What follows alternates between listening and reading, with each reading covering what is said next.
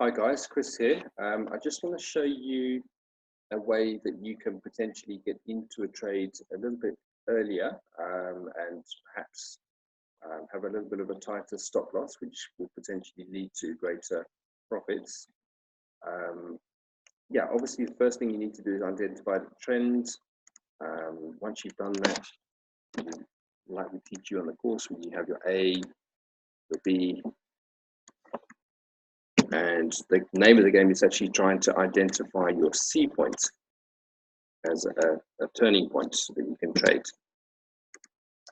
So we do that obviously by looking at the trends, drawing trend lines, looking at previous support and resistance, and also drawing Fibonacci from A to B. And that gives us our zone. If we're looking back, I won't bore you with the whole thing now, but we'll have an area that you are actually looking at as a potential reversal area. So what you would do is you would wait for the price to hit into that area, and at the same time for the stochastic to actually be in the correct place, which on this occasion is we're in an upward trend. It's the oversold place. So once those two things have, or once those two criteria have been met, then one of the things you can do, obviously we're looking for signals on the price action here, but you can also pop down to the lower time frame. On this occasion, it's the 4-hourly, and just see if there's any divergence or reversal patterns which are occurring. So what you can see here, for example, is the stochastic has now gone over to the oversold section. It's made a little retrace and then come back down to actually make a double bottoms. You've got, if you draw, what's interesting is if you draw a vertical line at that point, and then another one at that point, you've got on the price action a low which is slightly lower than the previous one, but on the MACD you've actually got an upward slope. So when this happens, we call this divergence, and it's a sign that the price is going to turn the other way. It doesn't always work, but it works a lot. So train yourself to look out for these divergence points, and they're especially powerful when you are expecting a potential reversal, in other words, in your buy or your sell zone. So we've got a double bottoms here. It's confirmed by the divergence there, and then all we do is we wait for a couple of signals. After we've got that divergence, you've got a Bollinger Band signal here. You've got a bullish engulf which is closed above all these three previous candles. Then you've got your stochastic is popped up through the 20 and crossing over. And it's also, if I look very closely, I sometimes need to zoom into this. At that point there, then your MACD has also popped out of the cloud. So you've got some very strong signals there indicating a buy. So you could have bought at that point there. And then obviously you need to position your take profit and your stop loss based on the time frame that you were looking at originally. So you could have your take profit perhaps at the 23.6 Fibonacci, and your stop loss, position our stop loss like so.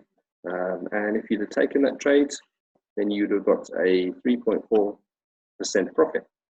I'll just go through one more example quickly. Yeah, so we identify it's an upward trend. We've got an A, B, and we draw our zone, we draw our Fibonacci. We look at previous support and resistance, and we get ourselves a zone. Once the price action goes into the zone and the stochastic goes into the right place, which is around about here, then we will go down to the time frame below and look to see if we have any divergence or reversal patterns. So here we've got, again, we've got a double bottoms. You can ignore this zigzag. It's only got 1, 2, 3, 4, 5, 6. We need at least 7 candles. Our zigzag would look something like that. A stochastic there is in the oversold section. So if we put a vertical line at that low point there, where the stochastic is, and then we do another one over here, and you can see price action is sloping down. The MACD is sloping up. So again, we've got that divergence pattern with which a confirmation that this is a double bottoms. We've had, after that, we've had that big bullish candle there. We've got obviously your Bollinger Band, and at the same time, we've got stochastic poking up through the 29. And if we needed any more confirmation, we could wait for that MACD. So you could potentially enter on that candle. The close of that candle, we would need to position our take profit and stop loss based on the daily. So we perhaps go for a Fibonacci extension 23.6. Position our stop loss. And again, we've got a nice 3.4% profits. So I hope that makes sense, guys. Really, it's just about looking out for double bottoms, divergence, head and shoulders, inverted head and shoulders, reversal patterns basically on the lower time frame. And that helps us sometimes to get a little bit of more a tighter entry on our orders so that we can maximize our profits. Hope that makes sense. If there's any questions, then pop onto the chat room, give me a call, pop into the office, yeah, drop us an email, send us bird mail, smoke signals, any way that you like, we're here to help. Thanks, guys.